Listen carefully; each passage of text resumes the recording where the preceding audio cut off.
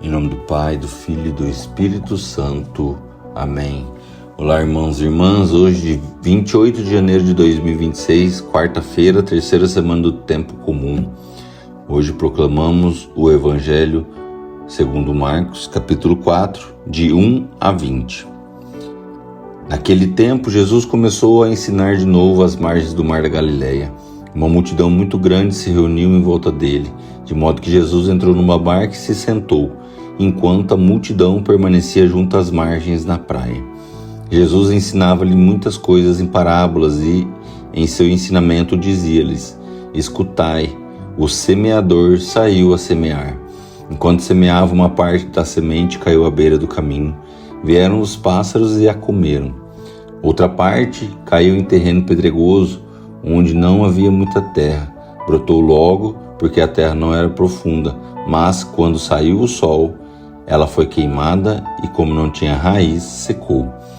Outra parte caiu no meio dos espinhos. Os espinhos cresceram, a sufocaram e ela não deu fruto. Outra parte caiu em terra boa e deu fruto, que foi crescendo e aumentando, chegando a render 30, 60 e até 100 por um. E Jesus dizia: Quem tem ouvidos para ouvir, ouça. Quando ficou sozinho, os que estavam com ele, junto com os 12, perguntaram sobre as parábolas. Jesus lhes disse: A vós foi dado o mistério do reino de Deus. Para os que estão fora, tudo acontece em parábolas, para que olhem, mas não enxerguem, escutem, mas não compreendam, para que não se convertam e não sejam perdoados. E lhes disse: Vós não compreendeis esta parábola? Então, como compreendei todas as outras parábolas? O semeador semeia a palavra. Os que estão à beira do caminho são aqueles nos quais a palavra foi semeada. Logo que a escutam, chega Satanás e tira a palavra que neles foi semeada. Do mesmo modo, os que receberam a semente em terreno pedregoso são aqueles que ouvem a palavra e logo recebem com alegria, mas não têm raiz em si mesmos, são inconstantes. Quando chega uma tribulação ou perseguição por causa da palavra, logo desistem. Outros recebem a semente entre os espinhos, são aqueles que ouvem a palavra. Mas quando surgem as preocupações do mundo, a ilusão da riqueza e todos os outros desejos, sufocam a palavra e ela não produz fruto. Por fim, aqueles que recebem a semente em terreno bom são os que ouvem a palavra, a recebem e dão um fruto. Um dá 30, outro 60 e outro 100 por um. Palavra da salvação. Glória a vós, Senhor. Amados irmãos e irmãs, no Evangelho de hoje, precisamos entender o porquê que Jesus usava as parábolas para ensinar aquele povo, né?